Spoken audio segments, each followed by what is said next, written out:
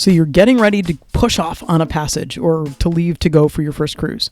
You've got everything stashed. You've got everything stocked up. But have you remembered to fill all the fluids? Hi, I'm Nika Waters, and welcome to the Boat Galley Podcast. Today's episode is all about remembering to fill all the tanks of all the things, because it's not any fun if you forget, and I do speak from experience. Today's episode of the Boat Galley Podcast is sponsored by Marmara Imports. Their hand-loomed, fair trade, organic cotton Turkish towels are highly absorbent, dry quickly, fold flat, and are soft and luxurious. They are perfect for life aboard. Use coupon code PODCAST10 for 10% off any order of $40 or more. MarmaraImports.com. More than a towel. Side plug, we love our Marmara towels. We're just talking about how great they are because they don't take that much water to wash and they dry super fast. Because water is definitely one of those tanks you don't want to forget to fill. Our very first cruise, we were so excited. We had everything ready. We had stocked everything up. We had all the dog food with the dog. We had figured out where we were going, and we left the dock in Kemah, Texas, heading for Galveston. And a couple hours down the way, we went to go fill up a water bottle, and there was nothing in the tanks. I said, Jeremy, did you remember to fill the tanks? And he said, no, I thought you were going to fill the tanks. And it took a little bit of a scramble and a little more stress than we were expecting to try to fill our water once we got to Galveston. So don't forget to fill all the tanks. Yeah, there's water. And while we now have a water maker, we still fill all the tanks, including the shower and the jerry jug, with water from the dock before we leave. If we hit a fuel dock along the way because we need to refill diesel as we're going, and it happens to have good water for free or for a low fee, we will top off. Our water maker has a small capacity, and our general MO is to keep our water tanks full and just use the water maker to top off. That way, if the water maker goes on the fritz, we should have at least 60 gallons, which is what we carry on board, available to us. But we got to start with them full. We run the water maker off of 12 volts, which is charged by solar panels generally, but if we have to run the generator to do that water, it costs us the cost of gasoline. And at least in the States, where often you get a free fill of water if you're buying fuel, it's definitely cheaper to fill up at the fuel dock. And it's also faster. Another thing that we fill before we leave is propane. We like to leave for any kind of a cruise with both propane tanks filled to the brim. It is increasingly harder to find access to propane refilling stations, period, let alone ones within walking distance from the water. So when we still had access to our car, which is in Deltaville, we could drive to Gloucester, which is a 30-minute each-way drive, and that was totally doable. And Gloucester, the fire and water company in Gloucester, Virginia, actually charges for the propane purchased and not just, hey, it's $20 to fill a 20-pound tank. If we only take 5 pounds, then we only pay for 5 pounds. So regardless of how much is in the tank, a lot of times if you go to get it filled, they're just going to charge you, even if you have a 3/4 or 90% full tank, they're going to charge you as if it was fully empty. Not so at fire and water. One of our propane tanks was totally empty and the other was half full.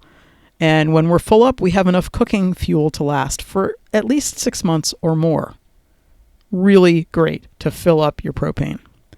It was also a bonus because there were 2 other cruisers who did not have access to a car who needed their propane fill.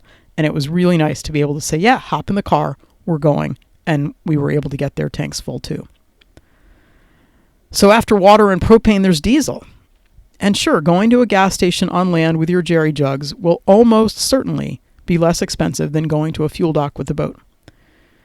Check on the price, and then think about it in your head. What's the ease of going alongside? For us, we've got a 39-gallon fuel tank plus 4 jerry jugs, so that's an extra 20 gallons. It would cost an additional $27, which that's a lot on the front of it. Although then you got to add in the cost of the gas to drive to the gas station 3 times because our fuel tank was empty and we only have 4 jugs. So basically that's 2 trips just to fill up the tank and then another trip to fill up those jerry jugs. And then we had the hassle of schlepping those cans down the long dock. 2 cans a trip, 35 pounds each can. It's a great workout. But yeah, it was worth $27 for us to bring the boat alongside the fuel dock. And let's face it, we won't always have access to a fuel dock. Might as well enjoy it while we have it. I know that in the Bahamas, diesel is quite a bit more expensive than in the States, and it's pretty rare to find a fuel dock that you can go and fill it all up. But we know we're going to have to get diesel when we get to the Bahamas because we will have used some in getting there, but let's not incur that extra cost any more frequently than we need to. So we fill up diesel. And there's gasoline. We do have 2 outboards that we carry with us on Calypso. There's a 2-stroke 9.9 horsepower that we'll use when we're in dinghy exploration mode. When we're somewhere we're anchored a little bit and we want to just go exploring far afield with a dinghy. And that 9.9 will take us pretty far. It'll plane the 2 of us in the dinghy. So that's when we'll use that outboard. We also have a 4-stroke 2 horsepower outboard that we've been using almost exclusively. Actually, a lot of the time we use it almost exclusively when we're in harbors and more, all right, we're going to go from here to the dock and then back to the boat and not explore so much. And the 2 horsepower just eats tiny little sips of fuel, and the other outboard is definitely a bit hungrier. So for those 2 different outboards, we have 3 different jerry jugs for gasoline. One that we use as the fuel tank for the bigger engine, and that one has mixed gas in it because the 2-stroke needs a combination of gas and oil.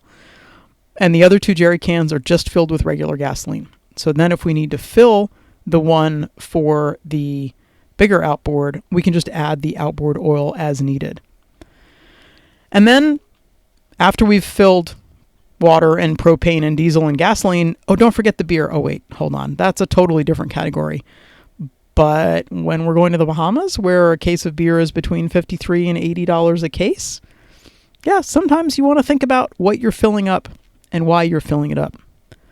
But as a basic rule of thumb, spoken from one person who didn't do it the first time we left to go cruising, so I'm hoping you won't make that same error. Fill all the fluids. Your peace of mind will be eternally grateful, and your cruise will start off on a less stressful note than if you had forgotten to fill any of those things. I can't wait to share an anchorage with you. Come on by, say hello. We'll be able to share a sundowner and just toast to our incredible good fortune at being able to live this amazing lifestyle. Thank you so much for listening to the Boat Galley podcast. We love hearing from our listeners. It's super fun when people come up and say hello and let us know something that they've learned or something that they want to teach us. The Boat Galley is all about making boat life better, and we hope we've helped you do that just a tiny little bit today. If we have, leave us a review, tell some friends, and definitely don't forget to subscribe. Have a fantastic week.